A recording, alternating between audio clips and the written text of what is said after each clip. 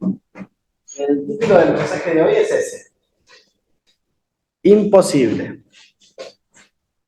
Yo no sé cómo pasó en el caso de ustedes, pero cuando a los 14 años conocí al Señor fue como un momento donde realmente no lo esperaba. Yo tenía mi vida totalmente desordenada, un desastre, con dolor, con odio, con rencor, y, y el Señor llegó en un momento donde no lo esperaba, donde yo me tomó en cierta manera de sorpresa porque fui más o menos engañado, porque fui invitado por unos amigos a pasarla bien un verano en un campamento y bueno, de ahí después volví como volví. Eh, y cuando preparaba el mensaje de hoy, esta historia que vamos a leer juntos, que está en Juan 5, pensaba y Dios, Jesús llegó a esta persona de manera inesperada, por sorpresa. Quizá no lo estaba esperando o esperaba cualquier otra cosa menos que Jesús viniera y lo sanara. Y muchas veces creo que pasa con aquellos que conocen a Dios que sí, venía bien en la vida, acomodándome, y después me pasó algo raro. Yo creía que estaba bien, de hecho estaba tratando de luchar con mis inconvenientes de falta de perdón, de odio, de rencor y todo, pero creía que venía bien porque todavía no conocía lo que Dios podía hacer en mi vida. Y creo que esta persona, que es el paralítico, conocido como el paralítico de Bethesda, el, sí, el paralítico de Bethesda, más conocido. Hay una canción muy conocida que dice, ¿la conocen a esa? Ya que estamos reflotando canciones nuevas, no tan nuevas. Dice, el ángel removía las aguas. Es muy pentecostal, igual, capaz que no la conocen. Listo, entonces conviértanse de nuevo. No, mentira.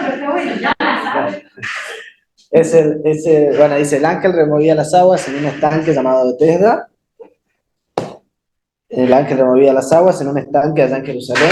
Dice, ahora estoy sintiendo aquí en mi alma aguas de vida que van cayendo, y ahora estoy sintiendo aquí en mi alma aguas de vida que sacian mi sed. Aguas de vida del manantial de vida, aguas de vida que sacian mi sed. Yo no la recomiendo cantar porque yo estoy en contra de esta canción. Creo que el agua no tiene absolutamente nada que ver con lo que Jesús hizo en ese día. Ahora vamos a charlar un poquito de eso. Es linda, es pegadiza, la podemos cantar, suena lindo y de hecho tiene algo ahí porque el Señor es agua, agua de vida para nosotros. Por eso creo que tiene ese tinte. Vamos a ir juntos primero antes de seguir avanzando. Juan 5, 1 al 11. Se las compliquemos, se las puse chiquitita la letra. Si quieres leer de ahí, está chiquito. Dice, después de estas cosas había una fiesta de los judíos y subió Jesús a Jerusalén. Y hay en Jerusalén, cerca de la puerta de las ovejas, un estanque llamado en hebreo Betesda, el cual tiene 5 pórticos. En estos, en estos yacía una multitud de enfermos, ciegos, cojos y paralíticos que esperaban el movimiento del agua. Porque un ángel descendía de tiempo en tiempo al estanque y agitaba el agua, y el que primero descendía al estanque después del movimiento del agua quedaba sano de cualquier enfermedad que tuviese. Y había allí un hombre que hacía 38 años que estaba enfermo. Cuando Jesús lo vio acostado y supo que llevaba ya mucho tiempo así, le dijo, ¿quieres ser sano? Señor, le respondió el enfermo, no tengo quien me meta en el estanque cuando se agita el agua, y entre que tanto que yo voy, otro desciende antes que yo. Jesús le dijo, levántate, toma tu lecho y anda. Y al instante aquel hombre fue sanado y tomó su lecho y anduvo. Y era día de reposo aquel día. Entonces los judíos dijeron a aquel que había sido sanado, es día de reposo, no te es lícito llevar tu lecho. Él les respondió, el que me sanó, él mismo me dijo, toma tu lecho y anda. En otras palabras, no importa si a usted no le gusta, el que me sanó me dijo, el que tiene realmente autoridad me lo dijo. En este texto del autor, el evangelista, hay cosas que no nos dice y por ahí vamos a, como simplemente para de curiosidad nomás. Hay varias cositas que no nos dicen. Por ejemplo, cómo Jesús supo que este enfermo tenía 38 años ya de enfermedad, no nos cuenta, tampoco nos interesa mucho. Después, ¿qué fiesta era en la que Jesús estaba? Porque dice, había una fiesta entre los judíos, pero no dice qué tipo de fiesta era. ¿Quiénes o qué otras personas fueron sanadas? Y ahora van a ver por qué. Tampoco nos dice si otros fueron sanados o no. Dice que sucedía de vez en cuando, evidentemente algo sucedía. ¿Y por qué los discípulos no aparecen en el relato? Es raro, Jesús andaba solo. Se apartó del resto y se quedó solo. Lo que sí el autor nos muestra es que claramente había un enfermo, había alguien que tiene una necesidad, en medio de todo se hace el foco, es como si fuera en una película, vieron que están todos a la vuelta ahí, y hace foco en uno. Y nos cuenta la historia de este paralítico. Jesús hace foco en uno y nos cuenta esta historia. Ahí está. Jesús decidió salir del clásico lugar donde estaban todos cómodos o haciendo estudios o preparándose para salir del templo y buscar a alguien que tenía una necesidad. El templo, según lo que Jesús después también nos muestra, estaba pervertido, se había dedicado simplemente a vender animales para el sacrificio, había ahí convenios entre ellos que se pagaban para poder tener algún beneficio y se convirtió en un negocio y dejó de ser realmente, como decía Jesús, casa de oración. Yo puse una pregunta, porque a veces a nosotros nos pasa, y voy a ir rápido porque son varios puntitos, pero a veces nos pasa a nosotros de que esto de salir del templo no es solamente salir de la iglesia, sino salir de nuestro formato de templo mental también que tenemos a veces. Es que nuestra forma de predicar es si no nos salimos en grupos, por ejemplo, y eso es evangelismo. No es evangelismo cuando estoy en un hospital y estoy orando por alguien que está pasando una necesidad que no tiene solución. Eso también es predicar y llevar a Cristo. Que de hecho hago un paréntesis, si en algún momento está la necesidad de ir a orar por alguien en algún lado, siempre está bueno, si necesita que alguien más los apoye en oración, está bueno, creo que Marta es su María, yo también no tengo ningún problema. Pero predicar de Cristo también es no solamente cuando salimos con un folleto, con algo, sino cuando estamos viviendo a Cristo realmente en nuestras vidas. Creo que la pregunta, que en sí también es una invitación, es que nos animemos a seguir llevando a Cristo a pesar de que a veces estemos con el trajín del día, con las corridas, con todas las cosas, hagamos un tiempo, apartémonos del resto quizás, pero sigamos llevando a Cristo. Amén. Ahí tengo una fotito del estanque, no sé si se ve bien, pero ¿qué sucedía en el estanque? Ya lo leímos, así que ahí tienen trampa, tienen adelantado algo.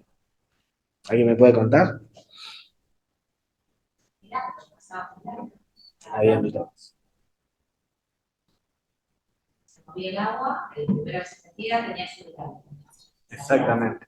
Yo tengo, y esto es una opinión muy personal y me tomo la licencia de hacerlo, eh, a la Biblia uno la interpreta siempre, perdón, con comprobaciones, con otros versículos, con otro contexto también. Y también la Biblia se la deduce por cuestiones inductivas o asociación del contexto o la forma en que Dios obró en otro lugar o en otro pasaje que le hemos leído. Decimos, bueno, Dios está acá también y evidentemente es la forma en que Dios obra. A mí esta parte en el estanque me cuesta pensar de que es Dios obrando en el estanque. Y acá, bueno, podemos entrar en discusión entre todos, pero me suena raro de que en medio de un movimiento del agua, el cojo, el ciego, todos se tengan que estar peleando por ver quién entra primero para que uno solo alcance su milagro. Me cuesta verlo a Dios como haciendo que se peleen todos por obtener algo, cuando Dios tiene amor para todos. Pero bueno, eso es simplemente una observación personal. Por eso creo que el foco no está en el agua, sino el foco está en lo que Jesús hizo por el paralítico. Como que podría ser nada más que ¿cómo se dice? Algo que todos piensan que es así, pero no es una palabra. ¿Están sugestionados o están...? Sugestión no, pero tampoco una predicción. Hay una palabra justa que es que no podés pasar debajo de una escalera. Ah, sí. Superstición.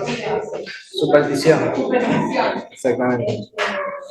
A a veces, no sé si están tan claros acá, pero a lo mejor en realidad el milagro era que se curaba, porque tenía la fe de que se iba a curar, pero no porque... Sí, porque había poder en ese agua, o si no terminabas cayendo en un fetichismo. En algún sentido terminabas como yéndote para ese lado. ¿Cuántos? Yo conozco muchas personas que tienen, yo creo que puse una frase, puse raras, porque en realidad iba a usar otras palabras, equivocadas, pero no quería que suene como chocante.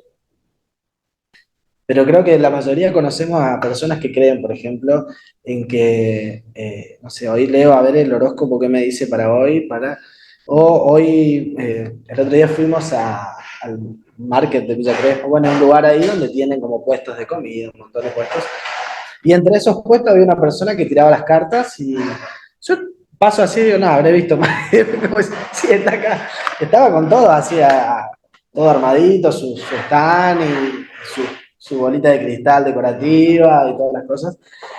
Eh, o gente que hace un determinado sacrificio para decir, bueno, hago este sacrificio y obtengo este beneficio de Dios. Creo que hay muchas personas que terminan creyendo en cosas raras o más difíciles de creer que creer en Dios. Sí. En Belgrano, y el cura, cuando iba a bautizar, le pidió que un montón de gente y chicos con una cintita roja. La cintita roja. Y le dice, pero lo venís a bautizar y te Hay algo que no me cierra. ¿La cintita o...? No, eso es sincero, claro. Decía así, para el mal de ojo, claro. Exactamente la cintita. Sí, es para el mal de ojo y contra la envidia. Por si uno que vos ve tu hijo y te tiene envidia, no le tiene una enfermedad. Eso para hacerle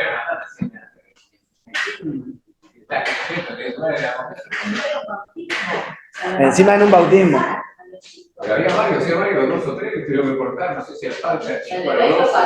Claro. No, es que hay muchas creencias que ya están naturalizadas. O sea, gracias. Hay muchas cosas o costumbres o ceremonias o, por ejemplo, que a ver, hay cosas que no son, no sé si decirla tan malas, sino que no nos generarían a nosotros un problema en cuanto a contexto bíblico, sino que son costumbres o no sé, esto de pasar por abajo de la escalera y decir, algo superficial, ¿te lo devuelvo o no? No lo guardo, no lo guardo. Pero hay cosas que sin darnos cuenta a nosotros nos llevan a poner foco en otra cosa, como por ejemplo esto de decir, confío en que si tengo la cintita roja, no, a mi hijo no va a tener mal de ojo, no va a tener envidia, no va a tener... O si tengo un determinado símbolo, este símbolo me va a proteger, me va a guardar, me va a cuidar. Entonces, creo que también tiene que ver con la intención que uno lo usa, tiene que ver en eso, si le da ese lugar, pero a la vez si se puede evitar, uno obviamente lo termina evitando. Muy bien.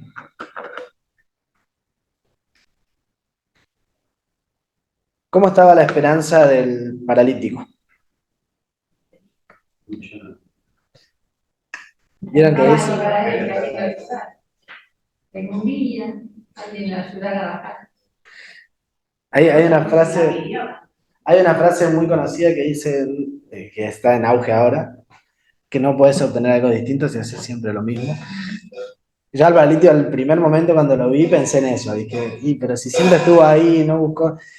Pero a la vez, obviamente, hay que estar en el lugar de su necesidad y decir, bueno, y de su tiempo de necesidad. Por eso aclara 38 años. Imagínense 38 años tratando o esperando ese milagro.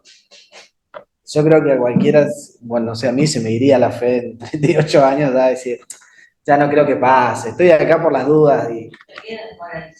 Desmoralizado. Exactamente. Y aparte, a mí me muestra este contexto otra cosa, que a mí me gusta analizar el contexto. Es de la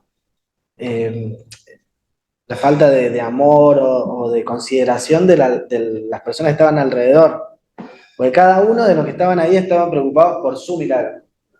Entonces, por eso también me cuesta verlo a Dios en el agua ahí. Porque como que cada uno iba por lo suyo sin importarle el otro, sin importarle la necesidad que tenía el otro, de cómo ayudarlo, de cómo darle una mano. Sin embargo, Jesús fue directamente a la necesidad del paralítico. Y ahora viene una pregunta que a mí me gusta, que no entiendo por qué se la hace, pero que creo que nadie entiende por qué se la hace. Sabiendo que Jesús se había enterado que ya estaba 38 años ahí, viendo la necesidad de todos los que estaban ahí sentados, acostados quizás. Y me gustó esta imagen porque es un Jesús como más humano, más cercano a las personas y a la necesidad de cada uno, ¿no? Y a veces yo pensé, digo, hay una pregunta que no tiene sentido, ¿por qué se la haría si es obvio que él iba a querer ser sano? Pero a veces pasa que conocemos personas que tienen una necesidad pero no quieren la ayuda. Y creo que hablamos bastante sobre eso. Y por eso a veces es necesario esa pregunta en este contexto, es decir, ¿realmente querés que Dios te sane? ¿Querés que Dios obre? O simplemente estás como sufriendo o queriendo sufrir por esa necesidad y siendo un poco masoquista ahí, diciendo, eh, nadie dice me gusta esta necesidad, me gusta sufrir, pero inconscientemente muchas veces no buscamos la salida cuando tenemos la opción de tener la salida o la solución. Él dice una frase que es, no tengo quien me meta. Y ahí habla lo que decía Gloria, la frustración, esto de ya tener una desesperanza total. Y este es el último punto, que yo creo que, y por eso es el título del mensaje, imposible. Creo que Jesús le pide 3 cosas imposibles y las puse ahí. Le dice al paralítico, levántate, toma tu lecho y anda. Cuando Dios nos pide a nosotros algo imposible, es porque Él está en medio del asunto. No es que Dios dice, sí, le voy a pedir que haga esto y sé que no lo puede hacer y que se la arregle. Jesús, de alguna forma, le da esta orden o este mandato y le dice, bueno, levántate, toma tu lecho y anda.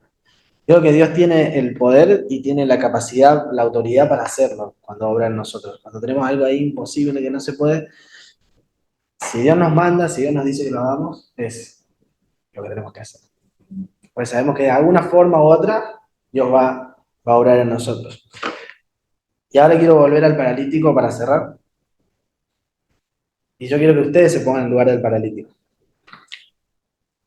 Imagínense ustedes que están así, con toda una frustración, con tristeza, y viene una persona que no conoces, porque Jesús, si bien hacía milagros y todo, el paralítico, imagínense si le hablaba a Jesús como si no lo conociera, y le dice que se levante y que tome su lecho y se vaya. Y encima un día de reposo sabiendo que no lo podía hacer, porque eso sí se sabía muy bien, porque estaba muy bien marcado.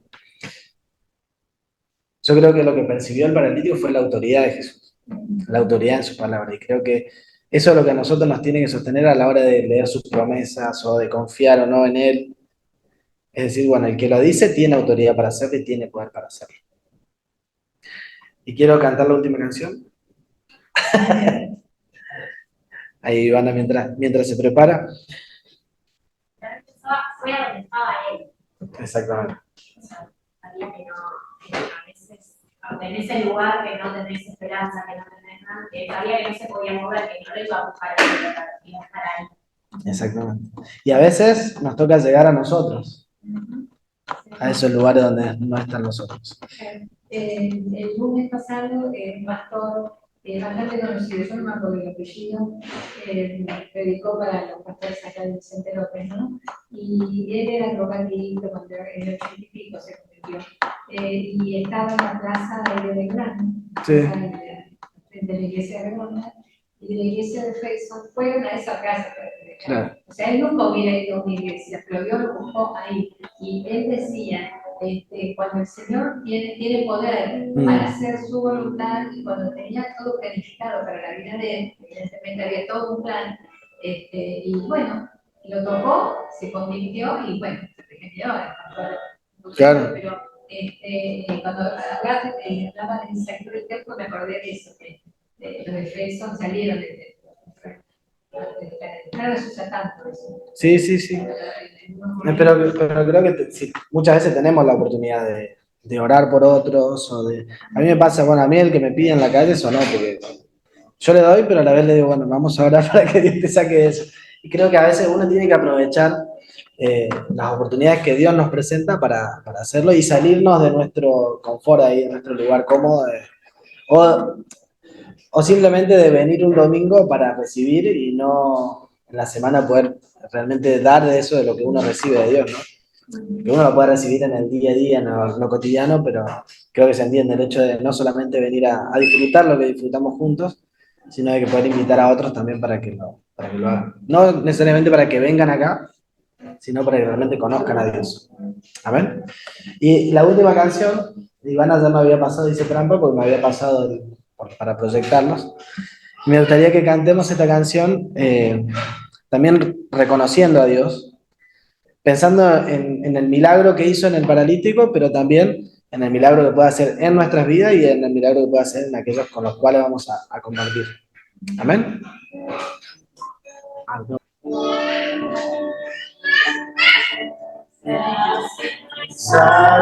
Saltado Dios sobre los cielos,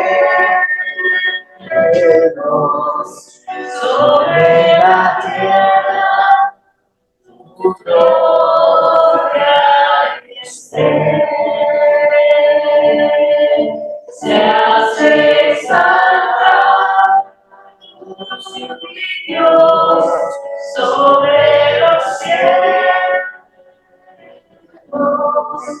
sobre la tierra, tu gloria esté.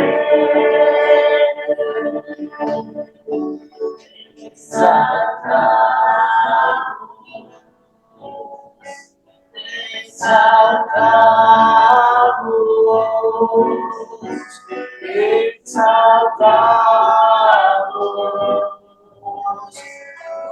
Señor. Exaltamos, exaltamos, exaltamos, oh Señor. Se hace exaltar, oh Dios, sobre los cielos, sobre la tierra,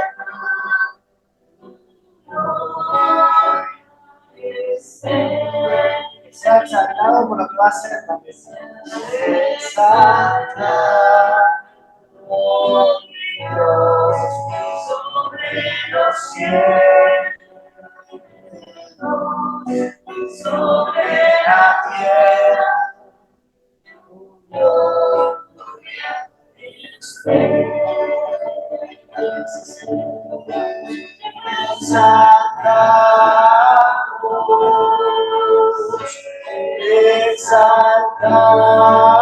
Exaltamos, exaltamos,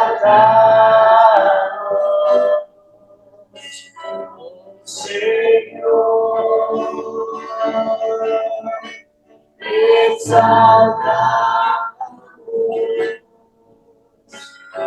exaltamos, exaltamos, Señor.